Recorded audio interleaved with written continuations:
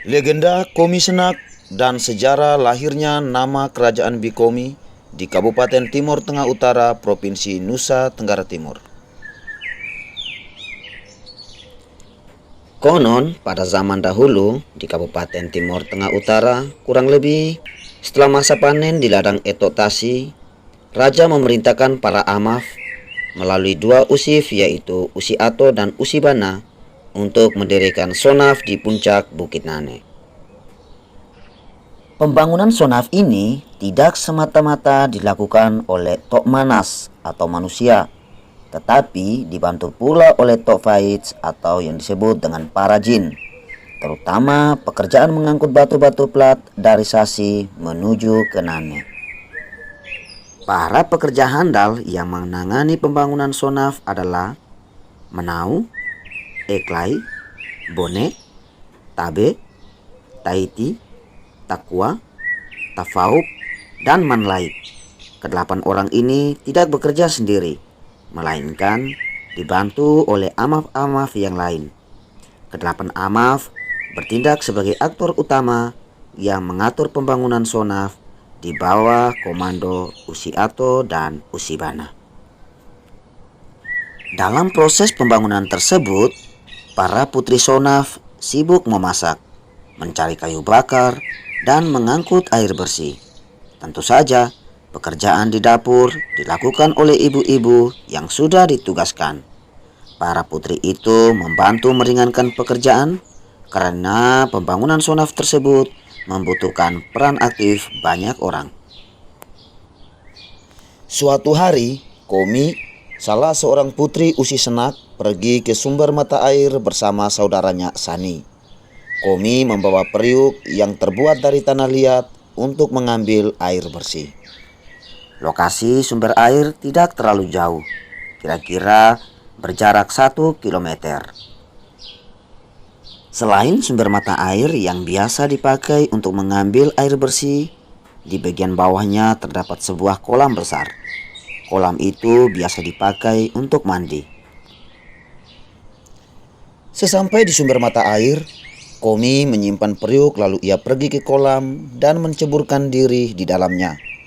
Seperti kebanyakan orang, Komi pun berenang ke sana kemari dan sesekali ia menyelam sampai ke dasar kolam.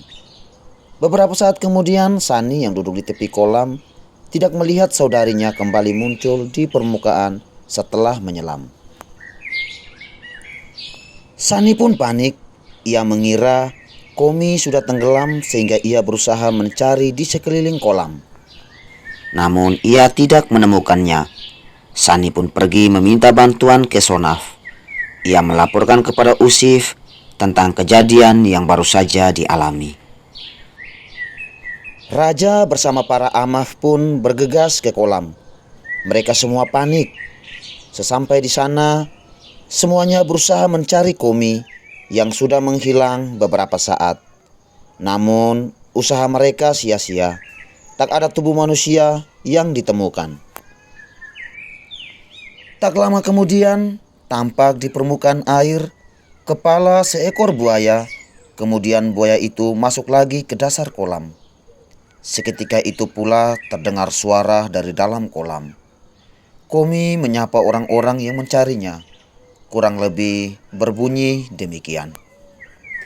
Kaisa maem kau ni fain nai mitona nam nais ok oke pahet makan en nifet makan en to bete makan en. Yang artinya, pulanglah dan wartakan kepada semua orang. Tanah air ini sudah mempunyai nama, rakyat juga sudah mempunyai nama. Mendengar suara itu, Raja dan para amah pun tidak lagi panik. Raja mengingat pesan-pesan pendahulunya bahwa wilayah yang sudah dikuasai suatu saat akan menemukan namanya sendiri.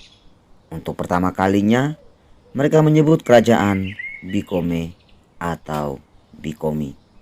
Bi merupakan panggilan kehormatan bagi kaum perempuan pada suku atau Nimeto.